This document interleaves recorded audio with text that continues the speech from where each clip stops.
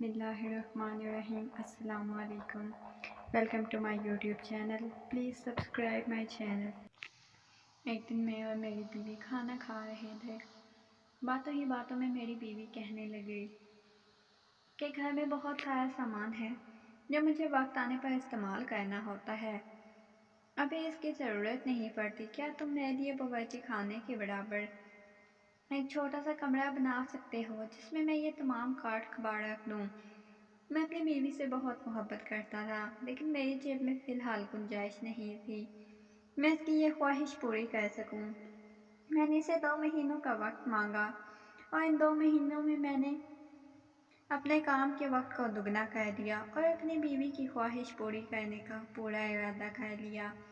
جیسے ہی 2 مہینے ختم ہو گئے، میں نے اپنی بیوی کی خواہش پوری کرنے کے لیے مزدور کچھ دنوں میں ہی باورچی خانے کے برابر میں اس کی مرضی کے مطابق چھوٹا سا کمرہ بنوا دیا۔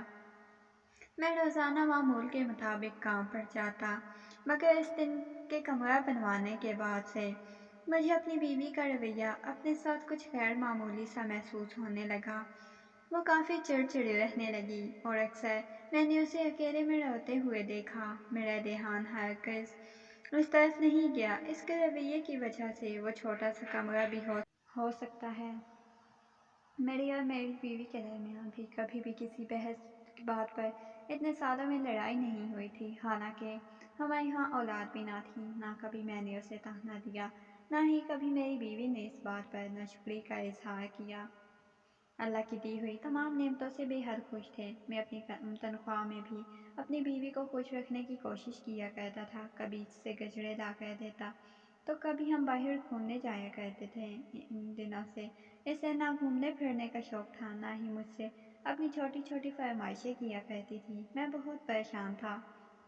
ایک دن میں نے اسے کہہ دیا، میں اسے ڈاکٹر کو دکھا کر لاتا ہوں۔ میرے بہت منانے کے بعد وہ میری بات مان گئی اور ہم ڈاکٹر کی طرف گئے۔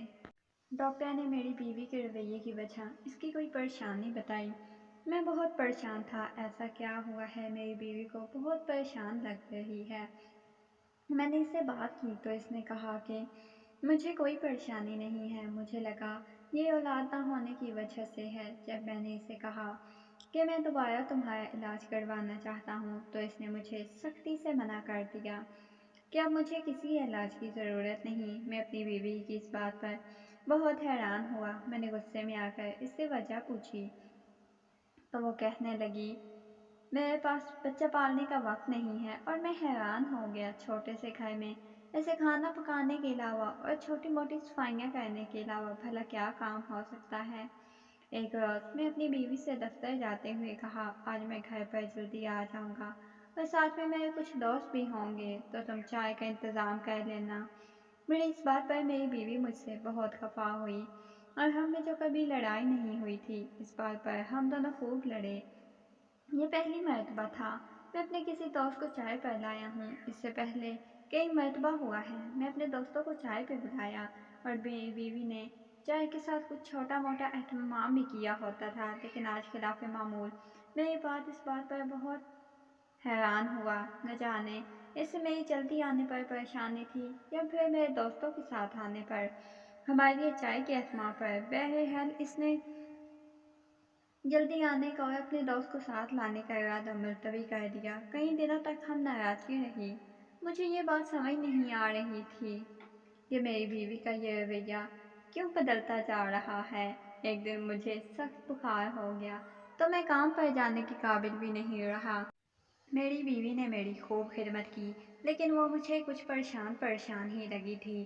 زیادہ تر وقت کچن میں گزارا کرتی تھی۔ مجھ میں اتنی نکاہت تھی، میں اٹھ کر کہہ بھی اس کی مدد نہیں کرواتا تھا۔ میری بہت خدمت کرتی تھی۔ ایک دن میں غسل خانے کی طرف جا رہا تھا تو دیکھا میری بیوی باورچی خانے کے پاس بیٹھے ہوئے رو رہی ہے۔ مجھے بہت تعجب ہوا۔ بہت پوچھنے کے باوجود بھی اس نے مجھے کوئی وجہ نہیں بتائی اور کہا، بس دل پریشان ہو رہا ہے۔ مجھے لگا وہ میری بیماری کی وجہ سے پریشان ہے۔ اگلے دن میں گہری نیند سویا ہوا تھا، ایک دم سے کھانسی سے میری آنکھ کھل گئی، کچھ سرگوشیوں کی آواز سنی اور بہت حیرت میں آ گیا کہ آخر میری بیوی اور میرے علاوہ اس گھر میں کوئی اور نہیں رہتا تو یہ سرگوشیاں کس کی ہیں۔ میری بیوی کس سے باتیں کر رہی ہے؟ میں بہت پریشان تھا۔ میں اٹھ کر باورچی خانے کی طرف گیا لیکن مجھ سے زیادہ نہ چلا گیا۔ میں دوبارہ بیٹھ گیا۔ میں نے اپنی بیوی کو آواز لگائی۔ جب میں نے پوچھا تو اس نے کہا کچھ نہیں، آپ کا وہم ہوگا۔ ان کچھ دنوں میں نے ایسی بہت سی مرتبہ صبح باورچی خانے کے برابر میں بنائے ہوئے کمرے سے باہر نکلتے دیکھا تھا لیکن میری بیوی نے نہیں دیکھا تھا۔ ایک دن میری طبیعت کچھ بہتر تھی تو میں باورچی خانے میں پانی پینے کے لیے گیا تو میں نے دیکھا باورچی خانے سے باہر آ کر اسے ڈھونڈنے ہی لگا تھا۔ وہ باورچی خانے کے برابر بنے ہوئے کمرے میں سے نکلی۔ مجھے دیکھتے ہی وہ گھبرا گئی، اس کے پسینے چھوٹ گئے۔ مجھے لگا ایسی کیا بات ہے اس وقت، مجھے بہت عجیب لگا۔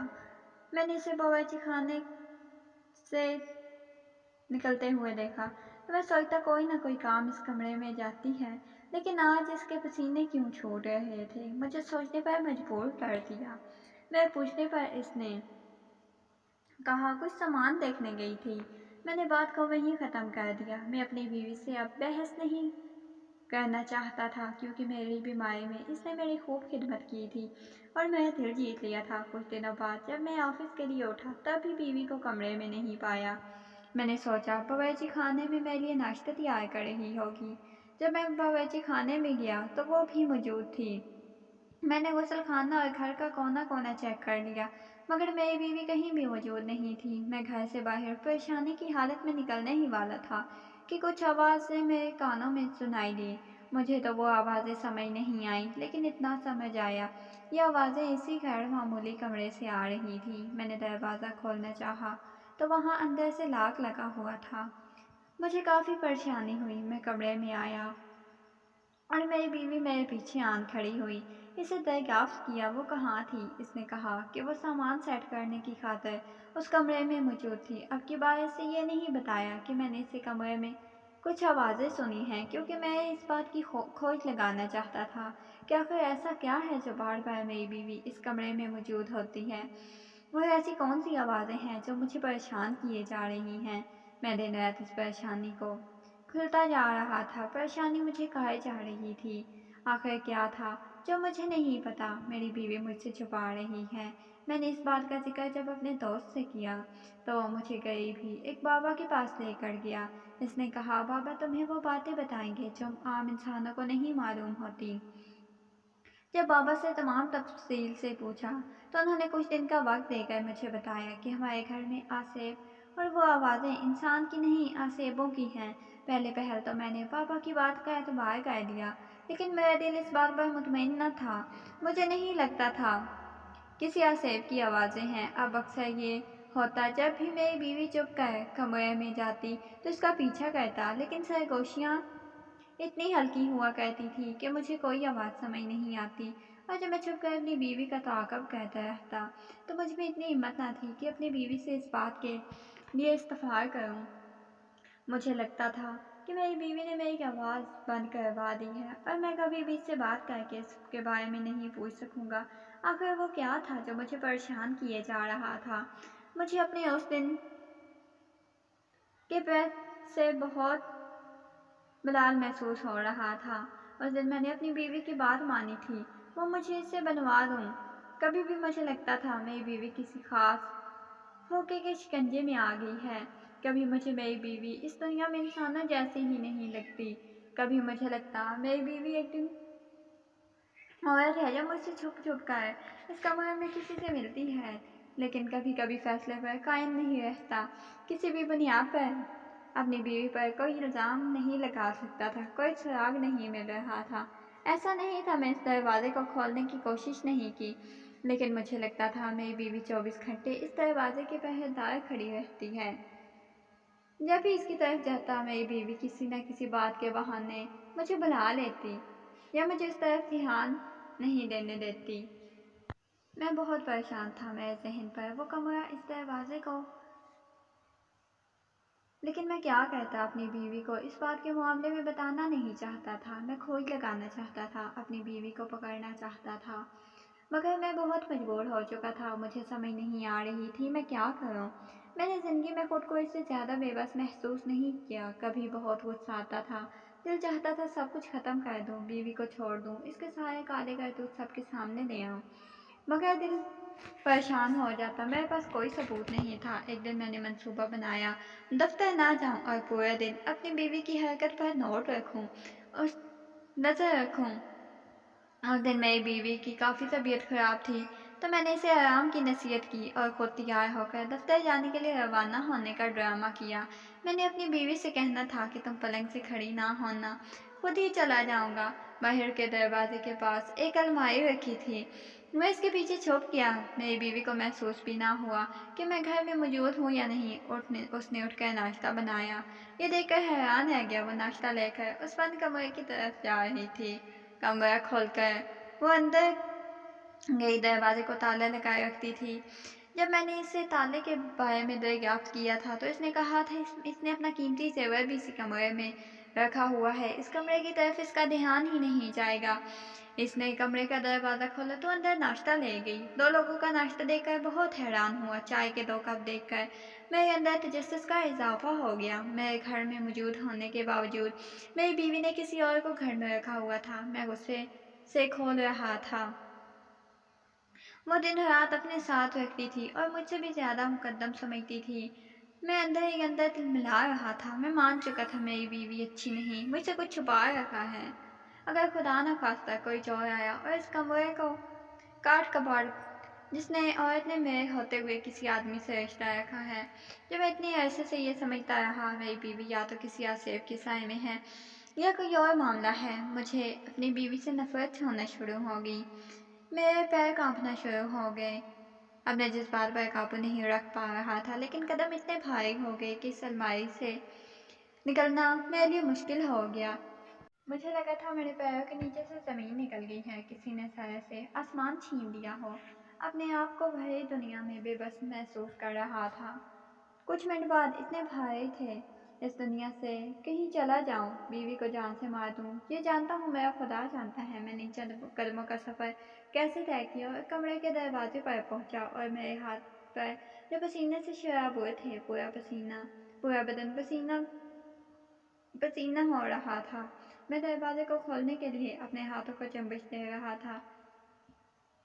دوبارہ سے سرگوشی میرے کانوں میں ٹکرائی۔ مجھے یہ سرگوشی پہلے ہی سمجھ نہیں آتی تھی۔ میں نے دروازہ کھولتے ہی ایک زوردار چیخ ماری اور اپنی بیوی کو پکارا، مگر یہ کیا منظر دیکھ کر تو ہکا بکا رہ گیا، جو ابھی تک اپنی بیوی کو طلاق کے 3 لفظ سنانے کا ارادہ رکھتا تھا۔ اب مجھ میں 1 منٹ بھی برداشت نہ تھی کہ اگلے ہی سیکنڈ میں اپنے ارادے پر بہت زیادہ نادم تھا۔ میں نے کیا دیکھا؟